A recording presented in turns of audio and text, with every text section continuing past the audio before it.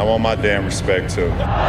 We back. The Detroit Pistons might be kind of fun this season. For years, the Pistons were in that group of teams that were automatic wins for opposing teams, but they have a surprising amount of young talent on the squad now, and playing the Pistons this season is not going to be a cakewalk anymore. Last time the Pistons won a single NBA playoff game, George W. Bush was the president, the iPhone was just in its early years, Chauncey Billups was leading the Pistons. Today, iPhones look way cooler.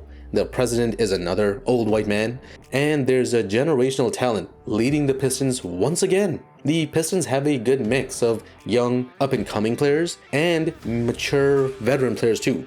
They traded for Bojan Bogdanovic, who's probably one of the better shooters in the league over the last few seasons. He was part of the Utah Jazz, who were the best three-point shooting team over the last couple of years. He's got a lot of playoff experience too, and veteran leadership is always something that's needed for young teams, especially when you have young stars learning how to lead in the first place. Of course, they did draft Jaden Ivey in this year's draft. The Pistons got so lucky that he fell to their laps at number 5.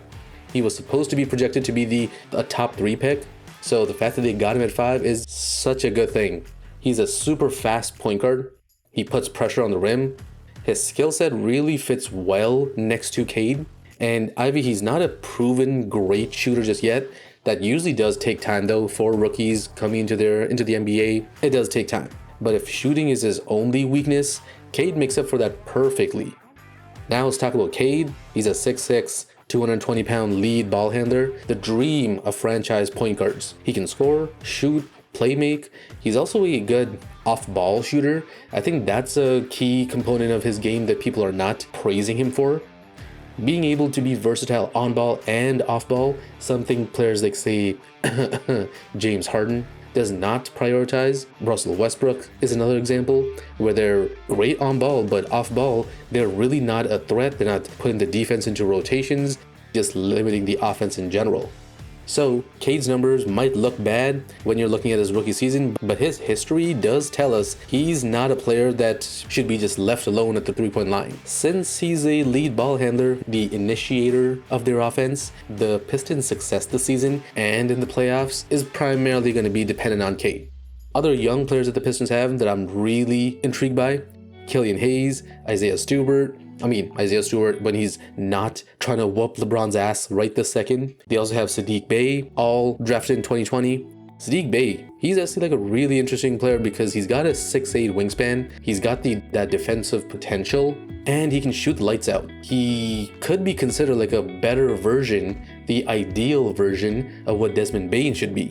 Killian Hayes, I'll be honest, I still believe in Killian Hayes, even if a lot of people in Detroit don't. Primarily because I do gravitate towards defensive guards. His defensive abilities as a guard is pretty underrated. He's also still just 21 years of age. Main struggle is to actually hit shots, especially when needed, but also just scoring in general. So that is something that he's got to still develop, but I'm not out on him. They have Marvin Bagley, who's supposed to actually start now. I'm very optimistic that he can revive his reputation and Detroit. I have opinions on the Kings that I want to keep to myself, but there is such a thing as players looking far more different in different situations, and the Kings are a team I do want to point to as being the reason for players getting labeled as busts when they are not. Moving on. I do like the fact that the Pistons also were able to double down and get Jalen Duran in the draft too. He's super young though, he's super raw, but I do see that big potential in his future as like the future big man for this team. He's got a high motor, that length and defense is going to be really impactful in the future. He's got long arms, great leaping ability. So he's going to be an amazing lob threat, especially when playing alongside, say, Jaden Ivey and Cade. So that little trio of Cade, Ivey, and Duran, that's really going to develop in sync with each other. I think that's what's really most dangerous about this trio. So, because I'm saying that the Pistons are going to overachieve this season, if they were to overachieve, what does that mean in the grand scheme of things? Well, it could mean two things. One thing, the Pistons have a chance to elevate themselves into more of a play-in team tier this season if everything kind of goes well. What it actually means, though, is that because they're going to improve, there's going to be one team that people are predicting is a play-in team, on paper at least. that's probably not going to make it, that the Pistons might end up taking their spot. Let's look over to Charlotte if you are thinking about where my head is at. And of course, other teams also getting weak like Charlotte. They lost Miles Bridges for nothing really because he decided to be a dumbass. But if other teams are getting weak and the Pistons do get everything clicking, they could just get into possibly a 10 seed, something like that. That's pretty good. Another thing that they could do by winning more games is they could actually upset the balance in the Eastern Conference standings. They'll be more competitive versus the top teams in the conference. They'll have a better chance of lucking into some victories, especially against the more middling good teams, the teams in the 4 to 8 seed. They might actually win more games than expected. In the past, they probably didn't have a chance against these types of teams.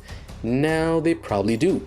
And the top teams in the East might have these unexpected losses this year. The Pistons might end up possibly beating the Celtics on a Saturday afternoon game. Maybe Giannis gets a rest day against the Pistons, and a Chris Middleton-led Bucks should normally beat the Pistons in past seasons. Now this season, that's probably not a sure thing. Even for the Pistons, the last 4 games of the season are against the Bulls, Pacers, Nets, and the Heat. If one of those teams is fighting for a play-in spot or they're trying to jockey for seeding, the Pistons have a real shot at upsetting the balance in the Eastern Conference and ruining some of these teams' plans.